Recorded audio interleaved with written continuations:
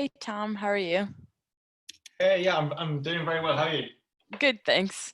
So actually, Tom, I'm just gonna put us on mute, and I'll call you directly on your cell there, just so we can chat and like touch base on, yeah, just the.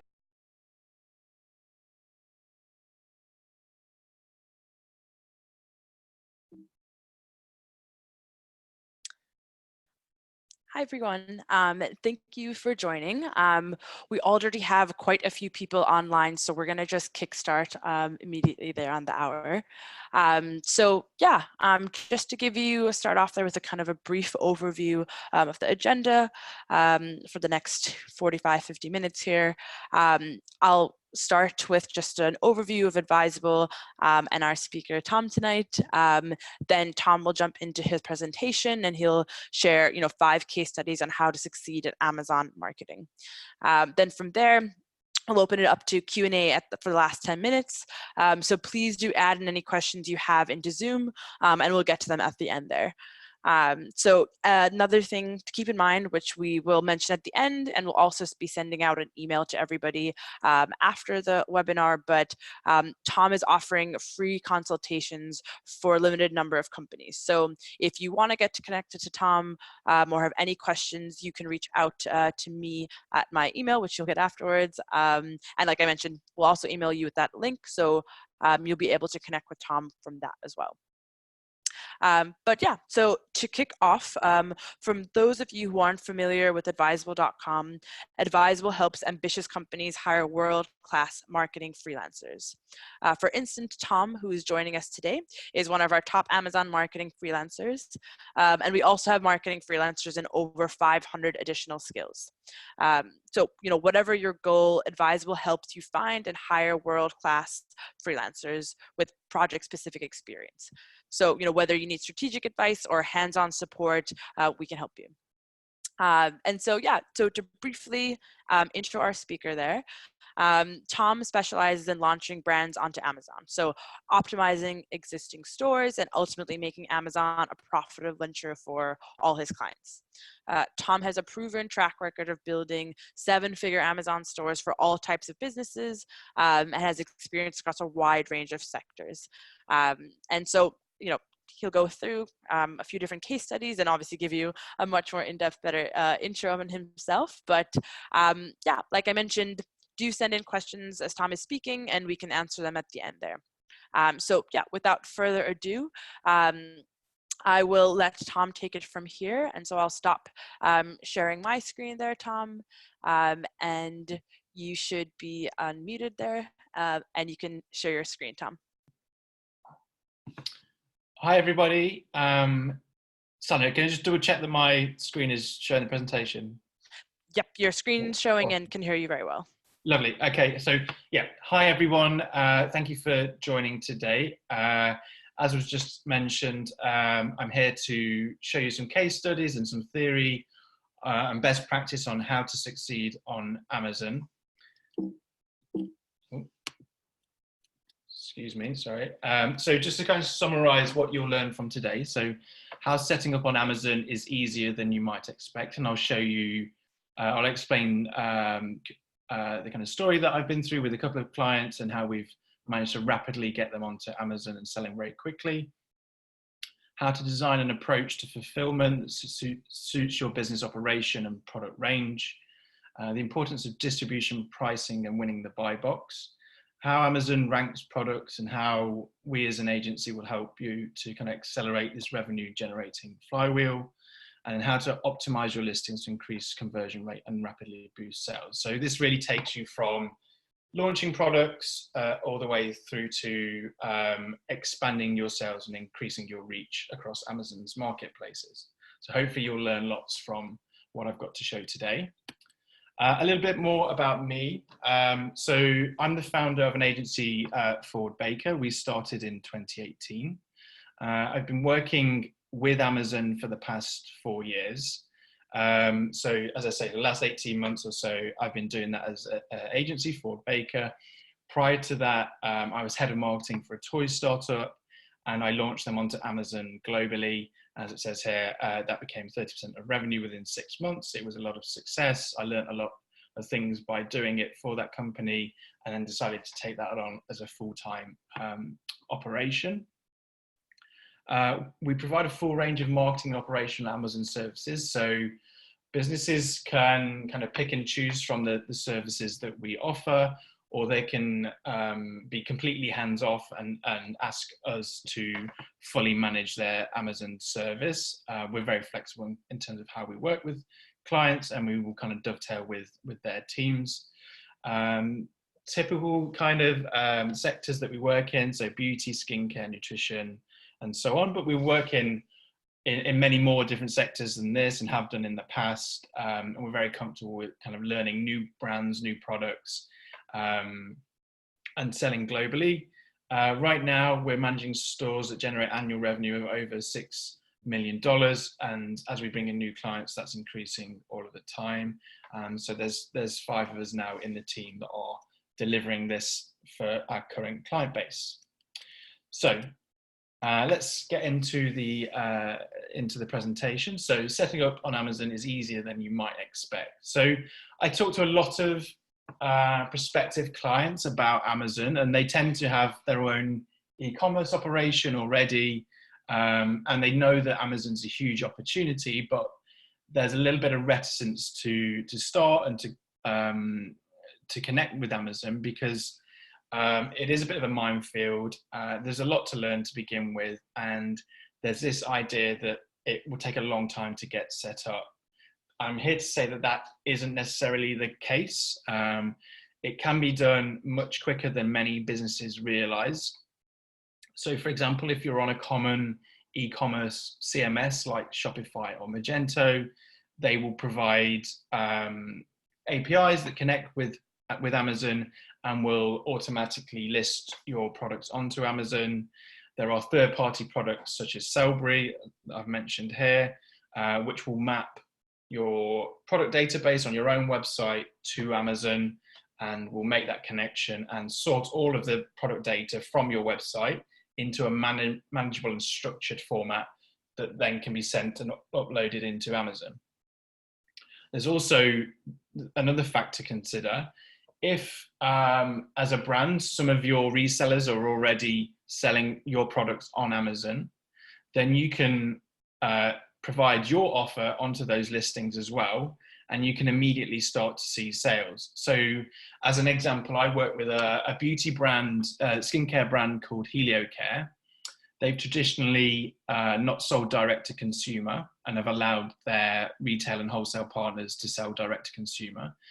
Last year, they decided that they want to go direct, but they realized and acknowledged that on Amazon, their wholesalers were already there selling the products, the listings were already there. What that enabled them to do was to create what we call an offer for those products. So it's one listing per product, but multiple businesses can offer their price for that particular product. What that meant was that we could get that set up within a day, and they were selling and generating revenue the next day. It can be done that quickly.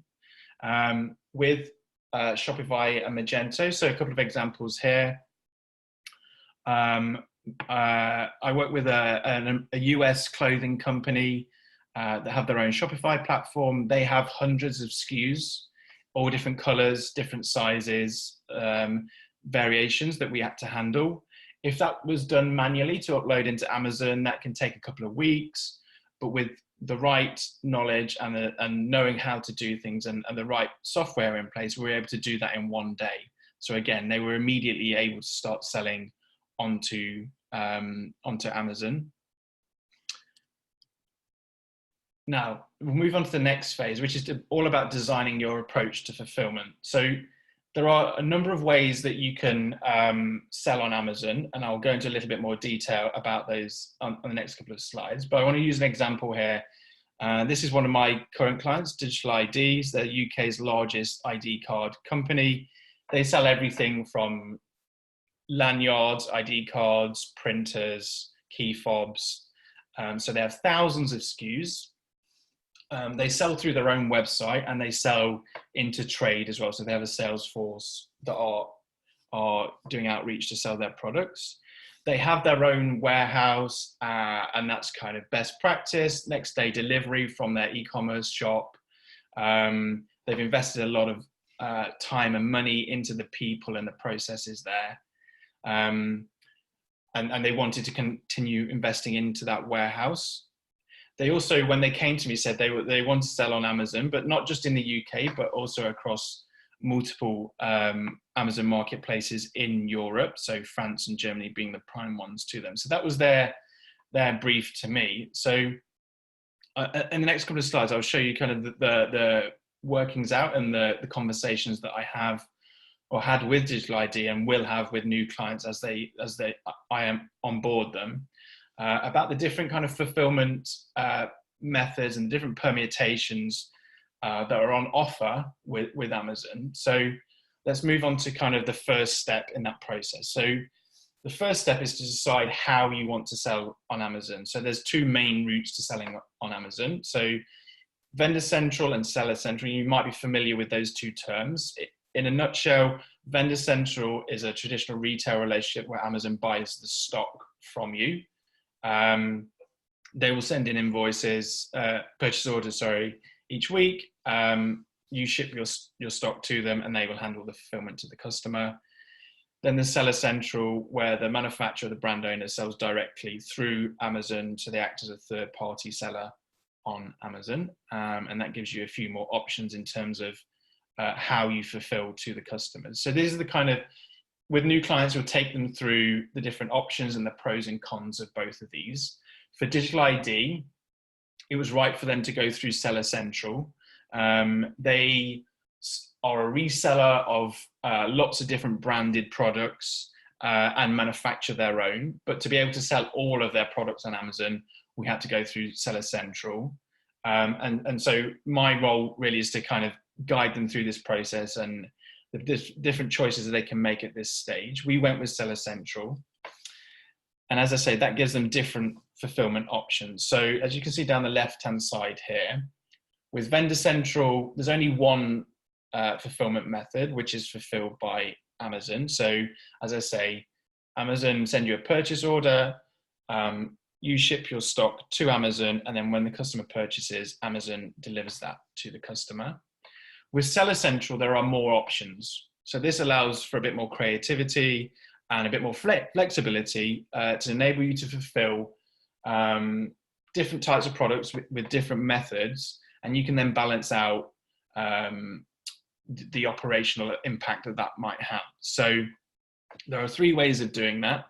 Merchant fulfilled, which is customer purchases on Amazon, and then the merchant, as it suggests, fulfills that from their own warehouse with their own delivery partner. Then there's fulfilled by Amazon. So this is the most popular way that most businesses sell on Amazon. So they will send the stock into Amazon, and then as the order comes in, Amazon will process that from their warehouse. And there's a third option for Seller Central sellers, which is called Seller Fulfilled Prime.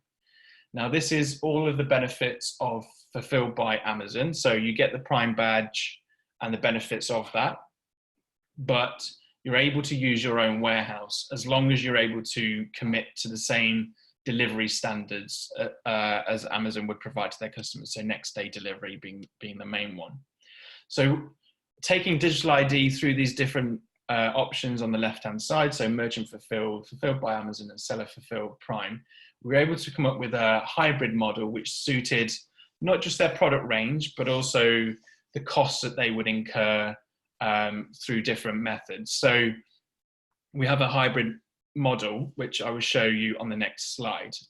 So as I say, they went Seller Central, and then in the UK, they decided to go fulfilled by Amazon and seller fulfilled.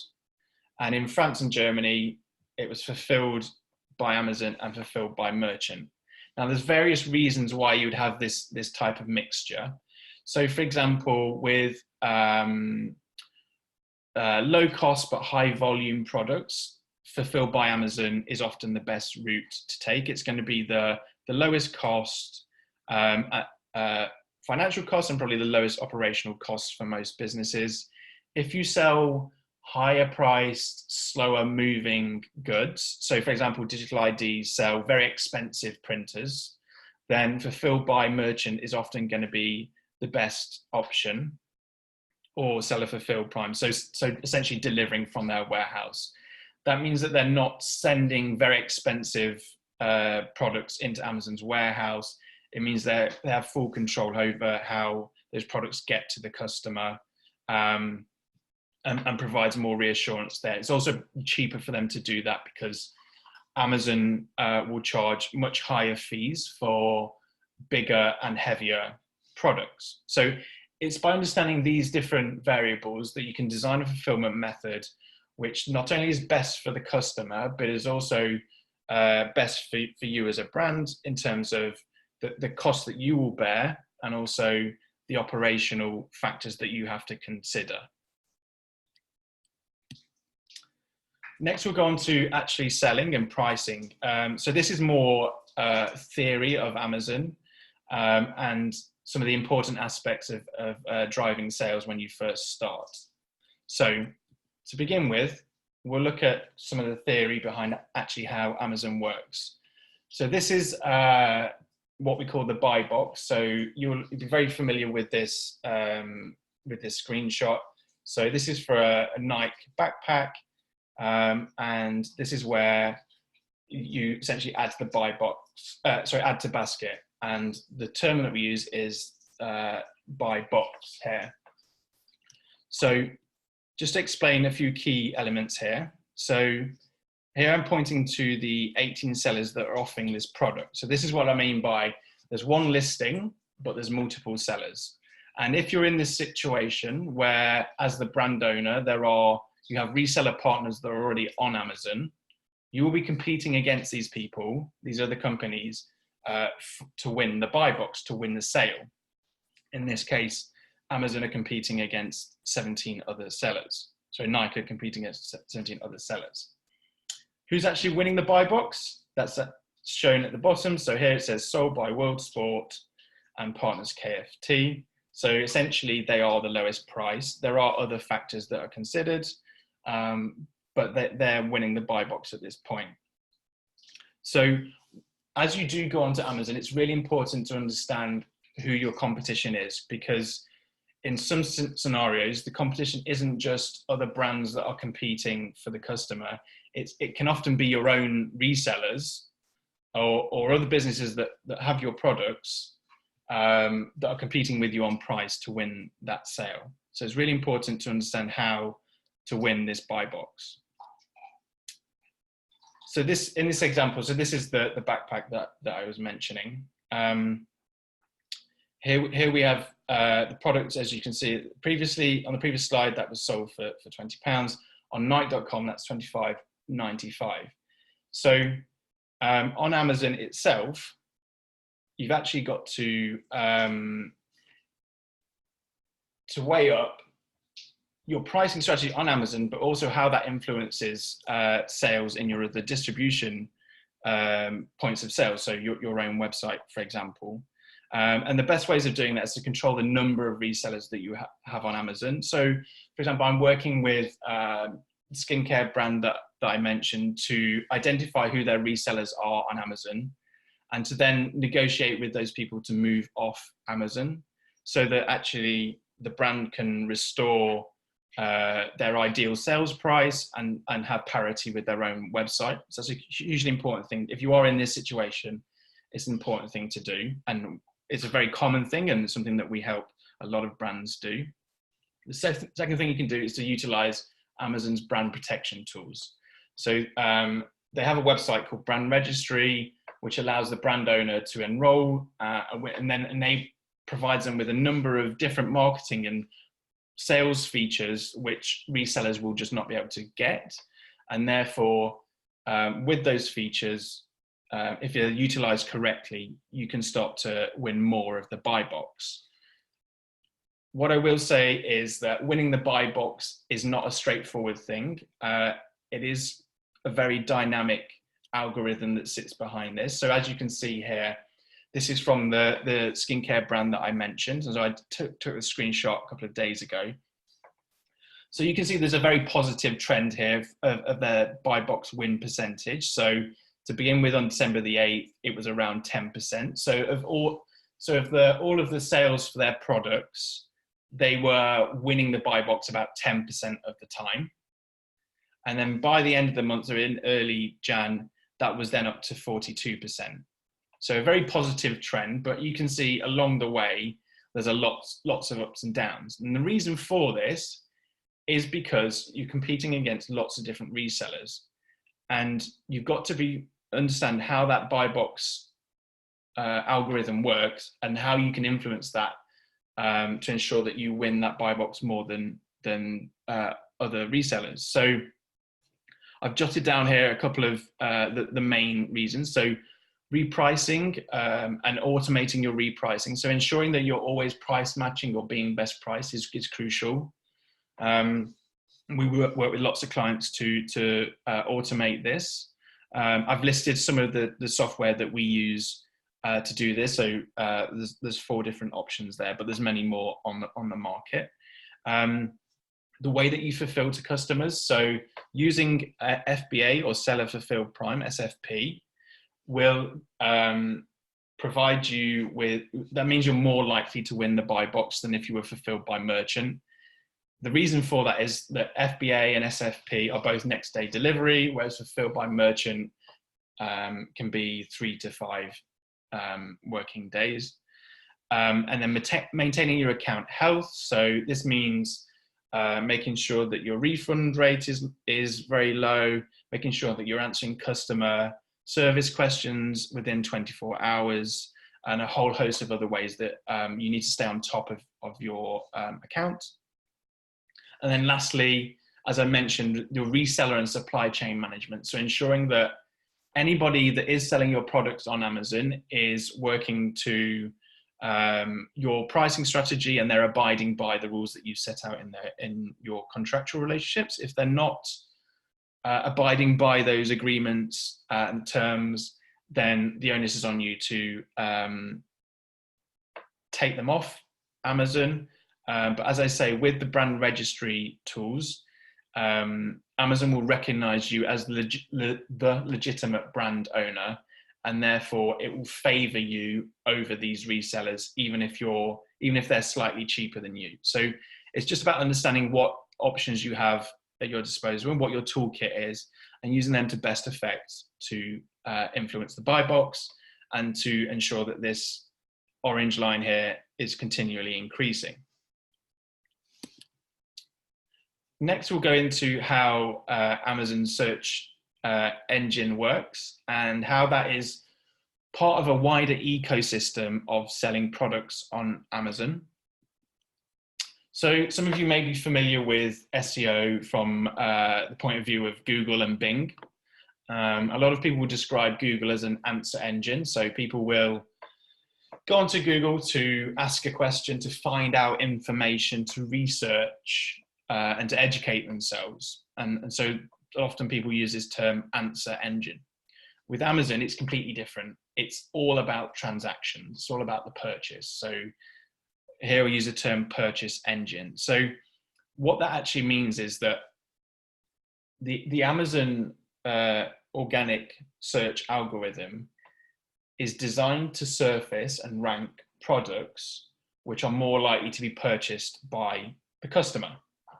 And so these are the factors that are at play in that algorithm. So I split these by the direct factors and the indirect factors. So it's important to understand this when you do start selling on Amazon, or if you are already on Amazon and you need to optimize your rankings, what actually is going to improve your ranking. So there are 3 main direct ranking factors. So traffic to your products. So again, are they popular products? What's the conversion rate on your listings? So this is really crucial, and this is kind of fundamental and drives everything. So of the traffic that you generate to your products, how many of those people go on to buy? And this is telling Amazon's algorithm that these products are very popular, that people are very happy with the listings, and people are much likely to buy these products. And so if people are more likely to buy your products, i.e. that the conversion rate is high, and your competitor has a low conversion rate, it's more likely that your product is going to rank higher in the organic search results than your competitor. Keyword relevancy is the third main factor. So you need to have the right keywords in place on your page and in what's called the back end of your listing as well. We're highly experienced SEOs, so we've done lots of work on Google in the past and have taken those learnings into Amazon. So we would do all kind of keyword research, competitor research to make sure that you've got the right keywords and they're being used in the right way on the listings, to ensure that the right keywords, the most relevant keywords, are being used, ones that are going to drive the most traffic and convert at the highest rate. And then indirect factors. So you may have read lots of information about how important customer reviews are in terms of improving your rankings. Now, they are important, but they're not a direct factor. So it doesn't mean that having the more reviews you have, the better your rankings. What it means is if you have lots of reviews and you have a high rating, that increases the trust in the user's mind, and therefore the conversion rate is going to be higher. And it's because of this high conversion rate that you sell more products and therefore you're favored in the algorithm. So if people tell you that customer reviews are directly correlated to rankings, that's not necessarily true, but it is an indirect factor which supports the more direct factors. And then account health, as I mentioned, this is about your refund rates, how quick you are to respond to customers and so on. And then product compliance. So making sure that your products are always active, making sure they're always in stock and so on. So these operational factors are just as important as other marketing factors that will contribute. And so this is what I call the Amazon flywheel. So if you can master this flywheel, then you're going to be successful on Amazon. And this is what we take clients through as we onboard them. And this is the basis of the marketing plan that we will put together for clients. So to begin on the top right-hand side, this is about optimizing the listings, getting your pricing right, and stock management. So the basics of having a really good listing, having competitive pricing, and always being in stock, making sure those things are working properly, you've got the right process in place, that will lead to an increased conversion rate. And then on top of that, we will drive additional traffic through paid media and promotions. So Amazon advertising is hugely important. Amazon is a pay-to-play system. So we tell all of our clients, if you want to be successful, you must invest in Amazon ads. The reason we say that is because one, Amazon put a lot of ad space in the search results these days. So the top 1 or 2 rows are going to be covered in ads. And if you're not there, you're going to be losing sales. Secondly, and this is really important, the organic search results are influenced by not just your keywords and conversion rate, but as I said, the traffic. And you can use paid media to drive more traffic, and Amazon will take notice of this increase in traffic. So the more traffic that you're getting, it's telling the algorithm that this is a popular product and we should give it more visibility through not just the search results, but other ways that Amazon merchandises products. So customers also viewed, or most viewed products within a category, those kind of modules that you'll see. So the more traffic you can drive through paid media, that increases your sales velocity, and as I say, increases the higher search rankings. The higher search rankings, the more organic traffic you're going to get. Organic traffic is going to convert at a much higher rate than your paid traffic. So that leads to more sales. More sales means there's more opportunity to get good customer reviews and positive ratings. And then that feeds into an increased conversion rate. So it's about making this flywheel move as quickly as possible around the circle, and knowing when to kind of increase your paid media, particularly if you sell seasonal products, and utilizing that to maximum effect to outcompete your competitors who probably don't understand how this ecosystem works. So this is hugely important. This underlines the entire marketing strategy for all of our clients. Next, I'll go into so a little bit more practical information about how to actually optimize your listings. So again, just really emphasizing how important conversion rate is.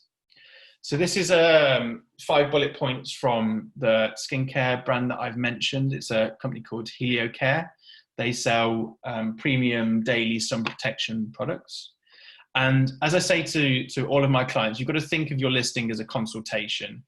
There isn't that much information on the listing. You don't have much time to capture the user's attention. You don't have any control necessarily over how the information is displayed. You're working within the limitations of Amazon's listing format. So this has got to be really impactful. You've got to be really succinct, get your message across. And there's a number of different ways, different kind of principles that we apply to listings to ensure that we use the right tone, that we're persuasive, and ultimately that we're leading to a sale. So I'll just go through what those principles are. So firstly, and most importantly, what job does it do? So don't beat around the bush with your copy. You've got to be very direct and very transactional. People are on Amazon to purchase. They're not necessarily there to find out about new products or to research products. They're there to buy. So you've got to be direct. Tell them immediately what the product does and how it's useful to them. So here we go. Helps prevent premature skin aging. That's exactly what this product does. It's crystal clear. It's the first thing people will see, and you can't get confused by that. We're capitalizing. We do this a lot with clients. You will see other brands that will use kind of emojis and things like that just to capture attention. And there are different tactics that can be used. I will say test those type of things and measure your conversion rate. But it's immediately you've got to capture the attention. What job does this product do? Secondly, how does it do that job? So it helps prevent premature skin aging because there's a high level SPF 50, and because they use an antioxidant called Firm Block, which is proven to protect the skin. So we're backing up this claim that it prevents premature skin aging with the proofs. So it's always important to back up the claims that you make. Thirdly, what makes it different? So this is really important. So how can you make your product stand out from competitors? So, you know, from the product research and the customer research that we did with this product, we knew that what people really liked about it, not only the important fact that it prevented premature skin aging, but also the fact that it was quick to absorb, there's a non-greasy finish, and actually that's what set it apart from other products that are out there. So again, we made that a really important part of the bullet points, and that stands out really clearly in the listing and makes this product stand out against other sunscreens. And then fourth, here we're talking about key features. So we always start by talking about the benefits. That's really important. People need to know why they should buy the product. But again, that needs to be supported by the features in the product. So people will start by, as I say, asking the question, does it do the job that I need it to do? So yes, we've established that. And then after that, we're reassuring them that this is the best quality product that they can buy to complete that job. So these are the kind of secondary information that users are looking for to ensure that this is the right product for them. So we're listing out key features here. Things like this is a skincare product. People would take on holiday with them. So we are emphasizing here that it's small enough to take through customs in the UK, and people can put it in their hand luggage as opposed to having going in the hold in an airport. This is really important. So again, another thing that we found through customer research that people wanted to know that it would fit in their bags. And then finally, how does it apply to my life? So talking around lifestyle and how people should use the product. HelioCare, as I mentioned, is a daily sun protection. It's not just sun protection when you go on holiday. And so this is really important to kind of get that message across and tell people how they should use the product. So there's no confusion over what the product does, how they should use it, and how it fits into their daily life. So by using these 5 principles, this can be applied to any type of product, any type of brand in any of Amazon's marketplaces. If you work towards these 5 principles, you will always end up with a listing that converts really well and pleases your customers and also pleases Amazon's algorithms. So just to kind of prove that that works, this is a screenshot I took just before in November of last year, after we'd optimized listings for HelioCare. So we took those principles, applied it to all of their products that they sell on Amazon, and you can see the growth in the conversion rate that we saw once we started to make those changes onto the listings. So this is a quite phenomenal increase in conversion rate. So 23% growth in conversion over a very, very short period of time. And that had a huge impact on their overall revenue and profit. And as you can see here, over a really short period of time, we're able to make significant changes and significant improvements to their profitability. And I will say that if you can understand the principles of Amazon, then because there's so much demand on Amazon, you can quickly drive revenue. And that's the beauty of it. And that's what we tell customers. If you understand the principles, and obviously we always help clients to do that, and we use our expertise to make sure that's implemented correctly, then you can see these type of results. It's not uncommon to see these type of results. So that's the